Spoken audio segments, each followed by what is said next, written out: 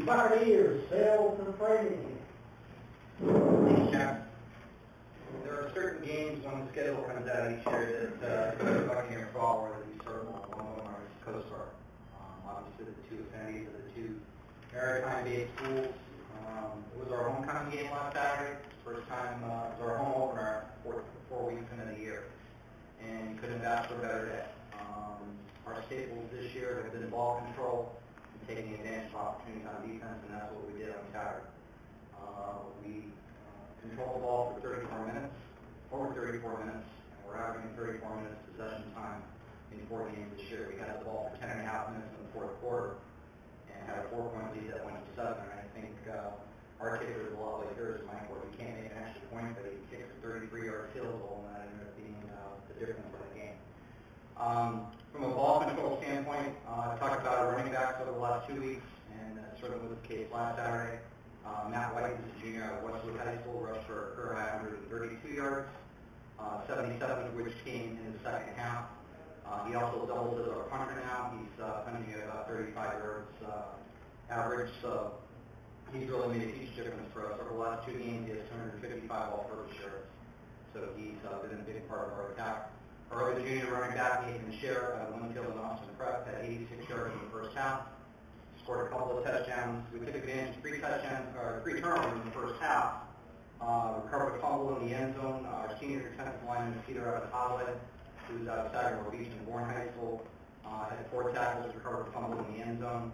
And Stephen Gustafson, who's a freshman cornerback out of Plymouth South High School, had a career high 7 tackles and set up our first touchdown with a 28-yard interception. So really that combination has been our bread and butter early on.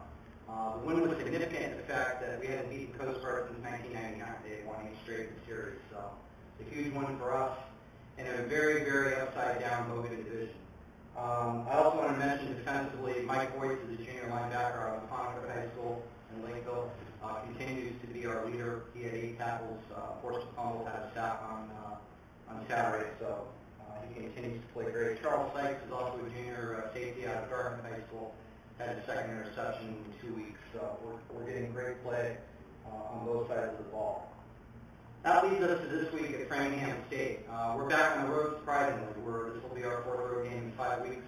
All told, we'll play 5 of the first 6 away from home. Probably if you look back over the last 4 years since Tom Kelly was hired as the head football coach, or hired himself, I guess, as the head football coach at Framingham State, they are the most improved team, without a doubt, in football grounds. They have gone from numbers in the 30s to numbers in the 80s and 90s. He's done an exceptional job coaching that team. It's a very special game for both schools in the fact that Tom's son, Michael, is on our staff. He's a graduate of the academy. His other son, Patrick, is a member of his staff, so we collectively call this the Kelly Cup, even though we're not playing for a trophy this week. We have our hands full of Framingham. We're on a 3-game winning streak. They have the top-rated passer in the league at Curleone. He's a senior. They have exceptional skill players on both sides of the ball. They have a freshman running back, Team Van Holstein. I apologize if I'm saying his name wrong. Has about 400 yards rushing so far. They have another exceptional running back we've seen before, and David Leach out of Chelmsford High School. He's a very special football player. So this will be a tough test. I said last week that the Bogan division was wide open, and last week proved it. Fitchburg State, who had not won a game and had been beaten the week before by Endicott 56-7, beat defending league champion Maine Maritime. Worcester State beat Westfield State, and Framingham just happened to put 46 up on Bridgewater at Bridgewater, which hasn't happened in a long time. So really the standings from last year, if you look at them, are reversing themselves, where the teams that were at the bottom of the division are now at the top. So this is a game of co-leaders. We're looking forward to it. We're looking forward to the challenge. Congratulations to the home winners, and everybody good luck next week.